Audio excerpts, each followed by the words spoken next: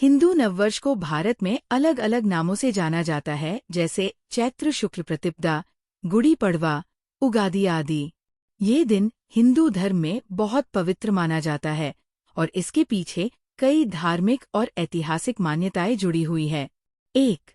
सृष्टि की शुरुआत की कथा। हिंदू मान्यता के अनुसार इसी दिन सृष्टि की रचना हुई थी। कहा जाता है कि भगवान ब्रह्मा ने चैत्र मास के शुक्ल पक्ष की प्रतिपदा से ही इस ब्रह्मांड की रचना शुरू की थी। इसलिए इस दिन को सृष्टि का पहला दिन और हिंदू नववर्ष का आरंभ माना जाता है। 2. विक्रम संवत की शुरुआत। हिंदू नववर्ष का संबंध विक्रम संवत से भी है। कहा जाता है कि राजा विक्रमादित्य ने इसी दिन से विक्रम संवत की शुरुआत की थी।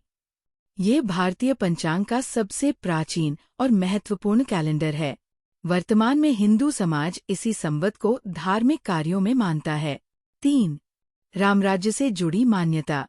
कुछ मान्यताओं के अनुसार इसी समय के आसपास भगवान श्रीराम ने रावण पर विजय प्राप्त कर अयोध्या में रामराज्य स्थापित किया था। इसलिए ये दिन अच्छाई की बुराई पर जीत का प्रतीक भी माना जाता है। 4. प्रकृति का नया आरंभ।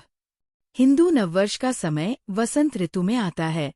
पेड़ों में नई पत्तियां आती है, मौसम सुहावना होता है, फसल कटाई का समय होता है। इसलिए इसे प्रकृति का नया साल भी कहा जाता है। 5. इस दिन क्या किया जाता है? घर की साफ सफाई और सजावट, नए कपड़े पहनना, पूजा पाठ और हवन, पंचांग, नया कैलेंडर का पूजन, शुभ कार्यों की शुरुआत।